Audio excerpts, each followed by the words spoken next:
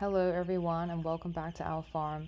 I'm here with our four amazing children, and we're already diving into our day because farm life waits for no one, not even my first morning coffee.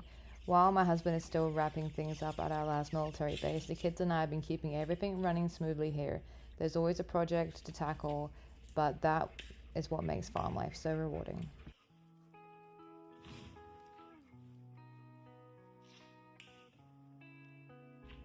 Right now, I'm setting up these plastic crates for our meat bird operation.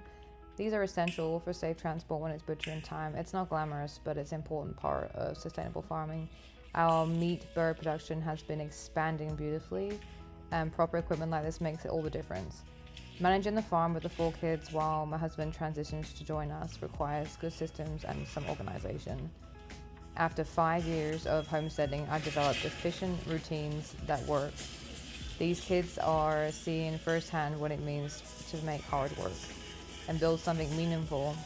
Every project I complete is part of our larger vision of the farm, and it feels good to see it all come together. Now, let's move on to one of my favorite harvest projects. Yesterday, the kids and I collected these beautiful prickly pears from around our property.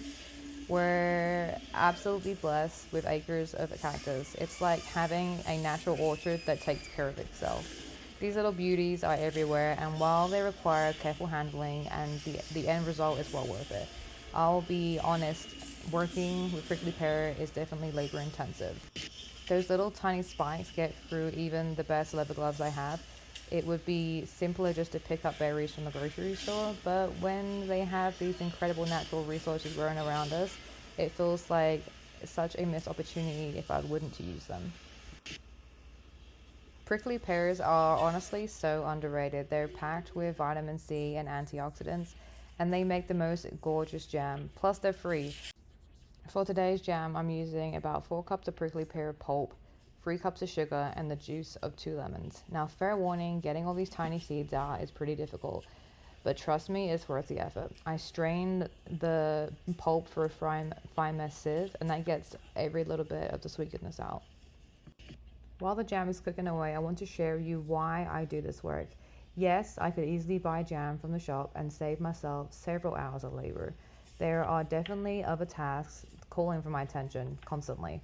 But here's what I discovered. When you have abundant natural resources on your property, even challenging ones like these little thorny fruits, transforming them into something nourishing for your family feels incredibly rewarding. It's like discovering these little treasures that others might overlook. The work may be intensive, but there's something deeply satisfying about taking what the land provides and creating something that will grace our table for months to come. The principle applies beyond farming too, making the most of what you already have rather than always reaching for the convenient option often leads to the most meaningful results. You will know when your jam has reached the perfect gel point when it coats the back of a spoon and holds its shape when you run your finger through it. The result of the pectin, sugar, and acid working together in perfect harmony.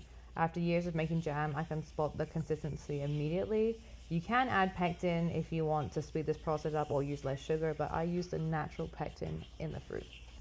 Now for the canning process, using the hot pack method is my favorite for jam.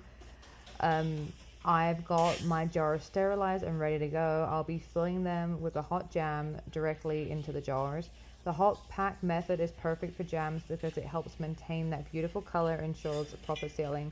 I fill each jar, leaving about a 1/4 inch headspace, wipe the rims clean with a little bit of vinegar, and apply the lids.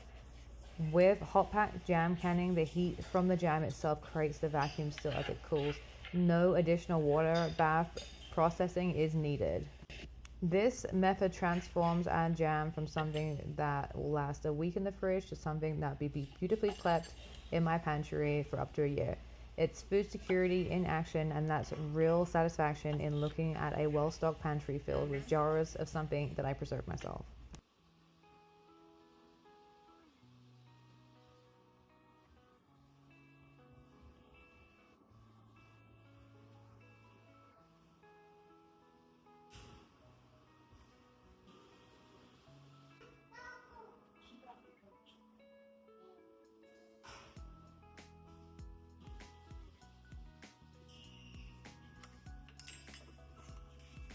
Now it's time for an afternoon snack for my hardworking kids.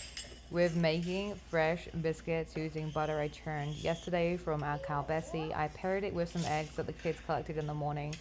Living this far from town means we've become quite self sufficient, and honestly, once you've experienced the difference in flavor and quality, you'll never go to back to store bought biscuits. These biscuits follow my tried and true recipe: flour, baking powder, salt, and that gorgeous yellow butter. The key is to keeping everything cold and not overworking the dough. The technique that I use makes all the difference. When you cut your biscuits, press straight down without twisting. Twisting seals the edges and prevents them from properly rising, something I've learned early in my baking journey.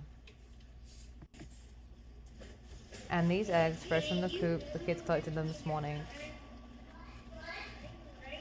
My youngest thinks she is the official chicken whisperer. Look at those bright orange yolks. You just can't get this at the grocery store. And honestly, after you've tasted farm fresh eggs, store bought ones just taste like disappointment.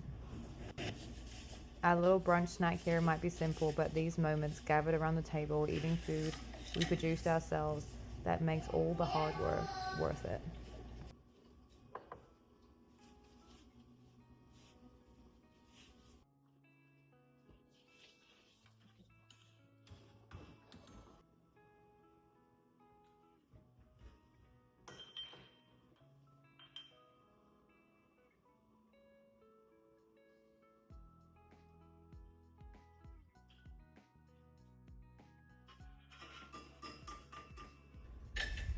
As evening settles in, I'm here with Bessie for our daily milking while my daughter enjoys some quiet time in the pasture. After nearly a decade of motherhood and many years of farming, I can say with confidence that getting it all done comes down to solid systems, realistic expectations, and consistency. Some days the jam sets perfectly, and other days the biscuits need a few extra minutes in the oven, and sometimes the animals have their own plans. That's all part of the farm life. And I've learned to work with it rather than against it. The key is to living intentionally doesn't require a complete life overhaul. It's about making thoughtful choices with what you have available. Wherever that's growing herbs on your kitchen windowsill or mastering homemade bread. Every step towards self sufficiency has value.